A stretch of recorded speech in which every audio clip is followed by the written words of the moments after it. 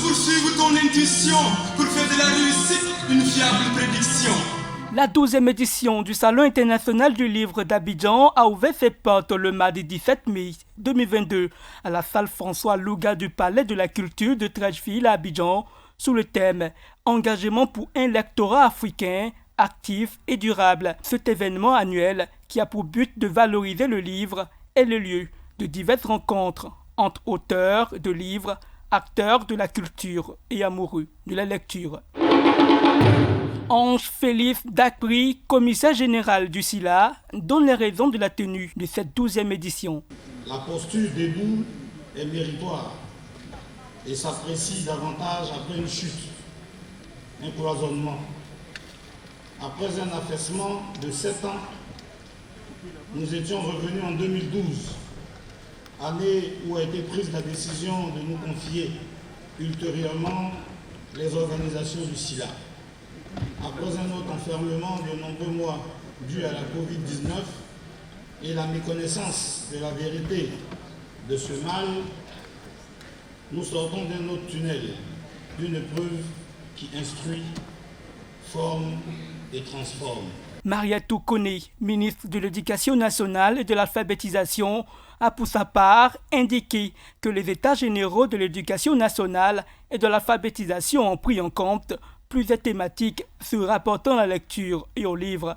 Une belle occasion pour la patronne de l'éducation de dire que ses collaborateurs et elle se mettront à la disposition du SILA afin de redonner le goût à la lecture dans le système éducatif.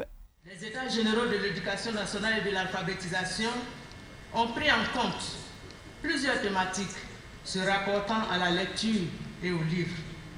Il nous faut redonner le goût de la lecture à nos élèves et apprenants.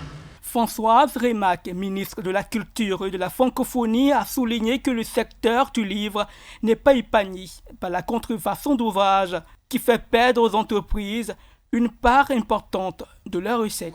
Dans un contexte général de crise économique et avec la montée en puissance de nouveaux supports et moyens de communication, il nous faut nécessairement élaborer de nouvelles stratégies pour développer ce secteur d'activité.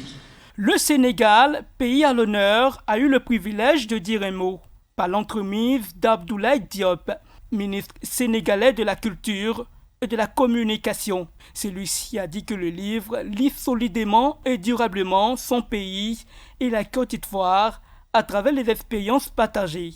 La délégation sénégalaise que j'ai l'honneur de conduire, qui est composée de grands noms du livre et de l'édition, apportera un soin particulier à sa présence et à sa participation selon les traditions de notre pays, les traditions de nos deux pays, également soucieux de mettre en exergue les valeurs que le livre à profusion distille au monde.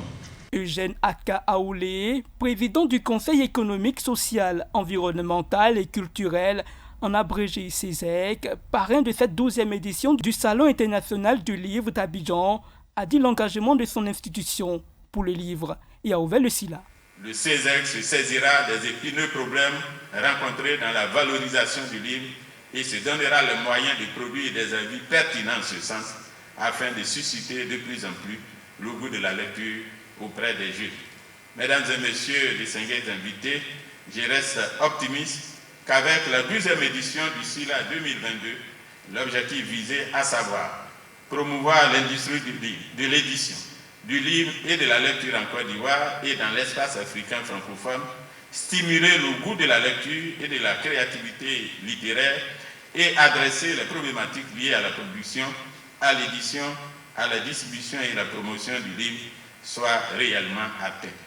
Je souhaite plein succès à cette rencontre et je déclare donc ouverte la 12e édition du Salon international du livre d'Abidjan. Vive la coopération culturelle entre la Côte d'Ivoire et le Sénégal. Vive le livre et la culture de la lecture. Je vous remercie. Des acteurs présents à ce salon réagissent. Lire, c'est développer son intelligence. Lire, c'est développer ses sens.